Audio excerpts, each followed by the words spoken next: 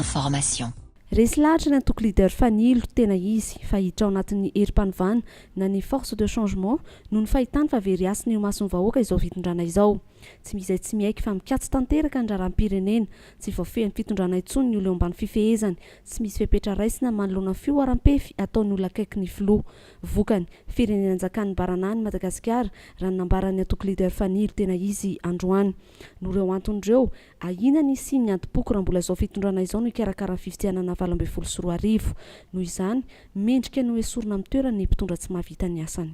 Izahay lidera fanilo le tena izy izay manaja ny etika politika dia niditra ao anatin'ny force de changement satria tsapanay fa tsisy zavatra mandeha intsony eto amin'ny firenena. Tsapanay fa very asina eo amin'ny vahoaka malagasy io fitondrana io, zany hoe tsy mahavoabaiko intsony ny mpiasam-panjakana eo ambany fifehezany. Hitantsika taratra zany amin'ireny zavatra mitranga isan-karazany tany Manakara, tsy overiko aminareo ny tantara fa fantatrareo, ny olom-boafidy tany Panihy voaingana teo samy manao izay saim-patany, lehibe ny gendarme CRJN tany Tamatavy izay manao fanambarana tsotro zao mamory mpanao gazety dia milaza fa tsy anaja ntsony ny baiko meny fanatanteraka ntsony ny didim-pitsarana, ny baiko meny fitsarana. Ary dia 48 heures après niny ny ministre sy ny gendarmerie milaza fa hoe tsy marina zany fa tsy ny Tamatavy no mibaiko ny gendarmerie fa ny aty Antananarivo amin'ny ministera.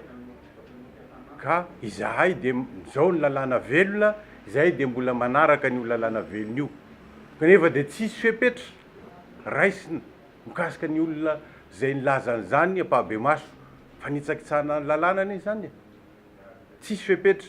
Hitantsika teny Ivato mbola tsy maina akory milamina akory ny affaire Claudine.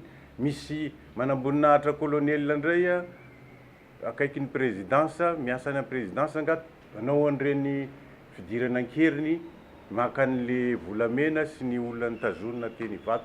Zany rehetrarehetra zany dia tatsika taratra fa tsy mahavoafehy intsony ny olona ambany fifehezany ty fitondrana ty.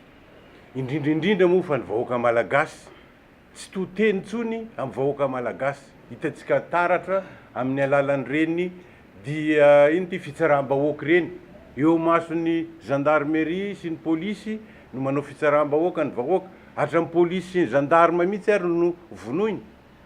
Zany rehetrarehetra zany dia ahitantsika taratra fa tsy mahavoafehy le fitondrana intsony ty fitondrana ty, ka dia mendrika ny amboarina na hoasorina.